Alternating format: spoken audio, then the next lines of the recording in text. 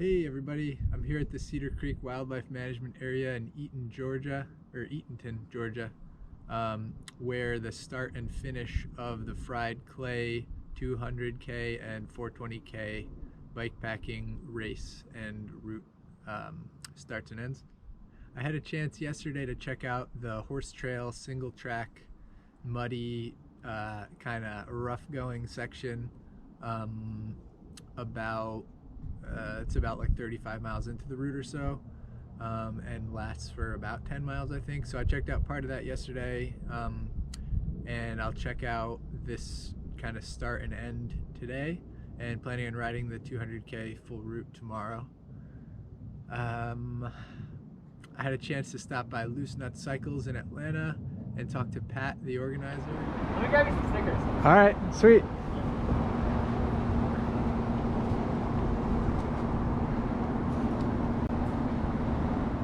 Patterson, thanks for setting this up, man. This is an awesome route, and this is 2021. It's an on your own format due to COVID, so it's really cool. This way the route can still happen, or the race can still happen. You just do it on your own. It has to happen within the month of March, and then you submit a GPX file of your ride with photos of the start and finish time, and that's how it's scored. If you do the ride fully self-supported with no stops, there are a few resupply stops along the way, but if you don't use them, you bring everything you need, you get a half-hour time bonus. So that's kind of cool. I would do it that way anyway, so I'll get a half-hour time bonus, but I'm probably expecting to do it in around 12 hours. I guess I'll see how it goes tomorrow, but depends on how, a lot of stuff. But so I'll get into the bike setup a little bit, why I'm choosing to use what I'm using, and I'll show. I didn't take footage yesterday, but I'll put a few pictures in of that section of the route, and then I'll plan on doing a full video of the day tomorrow, just documenting the course. So thanks for watching. Enjoy. Here's one of the stream crossings. The water's only about a foot deep there. A lot of mud, horse hoof prints, slow going, slippery through there. And several down logs across the trail in this area.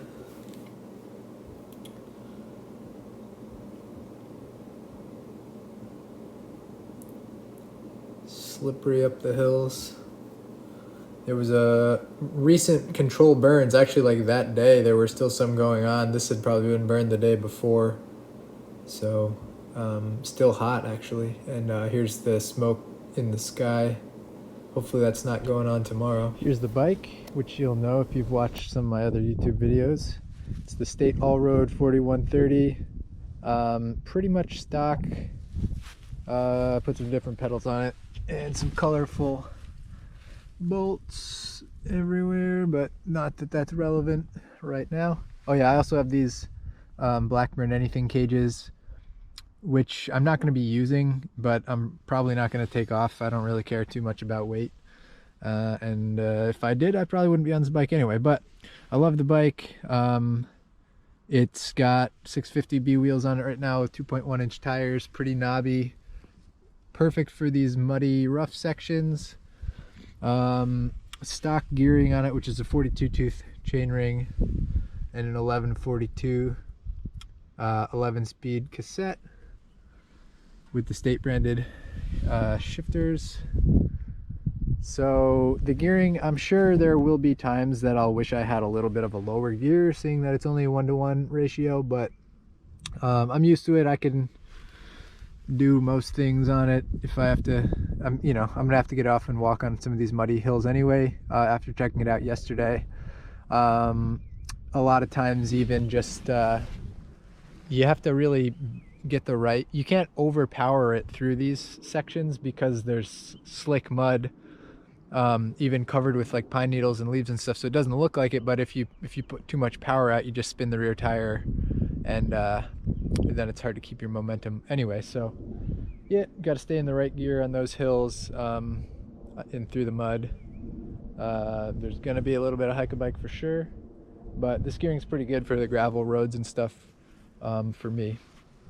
So that's the bike. As far as bags, normally I would do something like this using this hydration pack. It's got a 2.5 liter bladder, and then I keep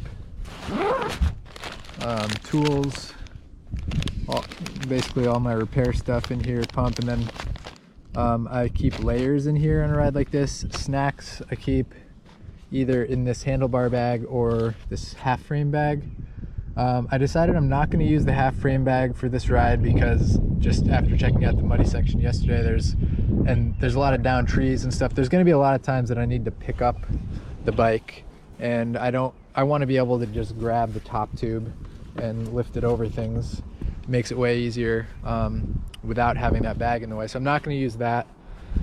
So I'm deciding if I may use a larger backpack, so I can keep basically all my food and all my water, and except for I'll have 2 bottles on the bike. But so yeah, I might do that way, but I don't really want to wear a bigger backpack, so I'm going to see if I can fit everything just in this handlebar bag and that backpack.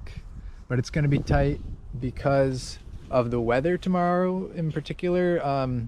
It's going to be, when I'm going to start at basically sunrise is the plan, but it's only going to be like 35 degrees out. It's a bit chilly right now, so I'm going to have a fair amount of layers on, I think, in order to start, but should be warming up to like mid 60s during the afternoon, at least low 60s. So I'm going to need a place to store at least a jacket and hat and stuff like that, which normally would just go in the backpack, but don't know if there'll be room if I'm trying to carry all my food for the day in there too. I could do, some people will do sort of like the liquid fuel, different mixes, drink mixes, powders with the right amount of carbs and stuff to get you through, but I've never really messed with that yet at this point. So I just eat food, like real food. I have a whole stash of different bars and stuff. I'll show you. So love these Go-Go squeezes. I'll bring a few of those, and then just different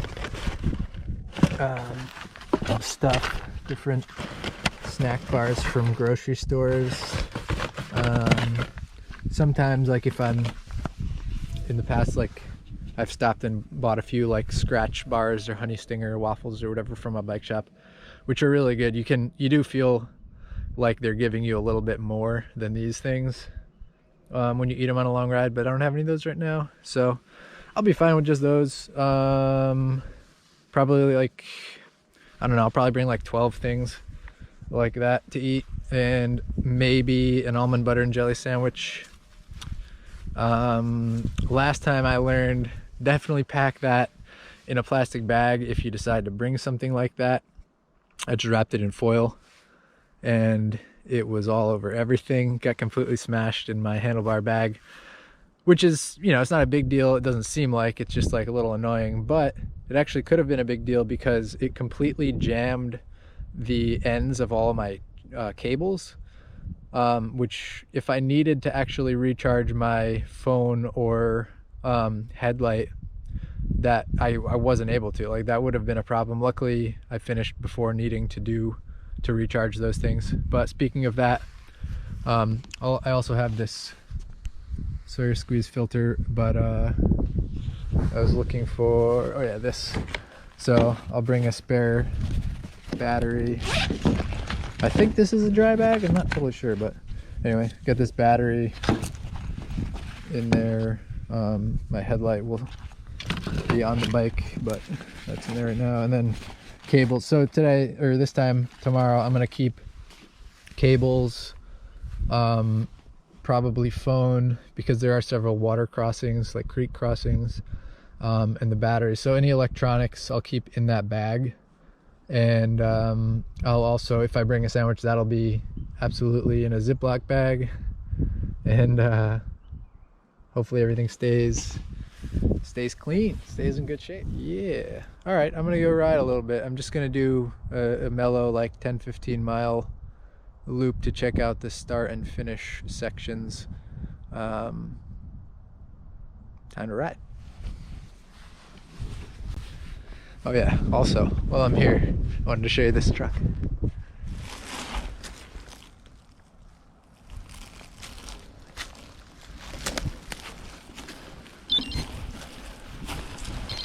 All right, here's the start.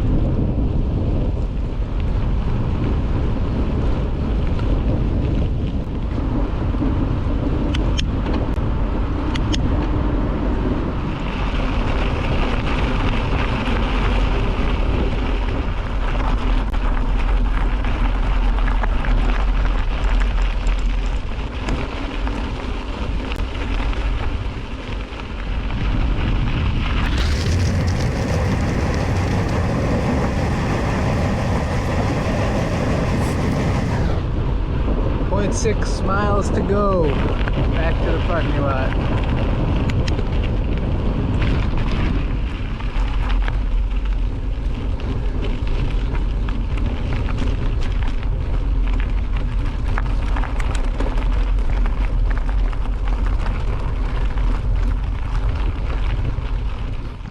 So I just got back from that little pre-ride and was about to clean my bike, and somebody just rolled in who finished. Yeah, just finished a 200K first bike packing trip. Absolutely incredible. Hardest thing I've ever done in my life. Coolest thing I've ever done in my life. So, awesome. Yeah, good luck, man. Thanks, man. Thanks, dude. That's awesome. Yeah. Ah, crap. That might have not even been recording. I can't tell what's going on. But yeah, I checked out the very end of that mud section yesterday, and I was like, oh shit, I hope it dries out a little bit, but I'm sure it's gonna be muddy. No, that's why I don't know how much like, even if it didn't rain the rest of the month, that stuff is so bad. I don't know. I've been packing my gear and food for tomorrow, just getting everything figured out, and the best bag situation to carry what I need, and the gear and food for what I need. So I have all my food, which I'll show you a picture of laid out on the table. It's exactly 2,500 calories. All of that is in this bag, the handlebar bag, which I can access while riding if I want to. So I'm not going with the top tube bag, so I can carry the bike from the top tube if I need to. So I've got this hydration pack. It's got a 2.5 liter bladder, and then this other, I think this is 1 liter, which is mostly full, as well as the filter if I need more. So I'm probably going overkill on water because it's going to be pretty cool tomorrow, but whatever. Rather have, not run out. All the repair stuff is in here: sealant, tire lever, patch kit, tire boot, multi-tool, pump, etc. Got some little first aid stuff in the top pouch up here, which is also where I keep my car key. Then I'll have 2 bottles in the bike rack, in the water bottle cages on the bike, each of which will have one of these electrolyte drink tabs in it. And I'm using this little under seat bag for electronics.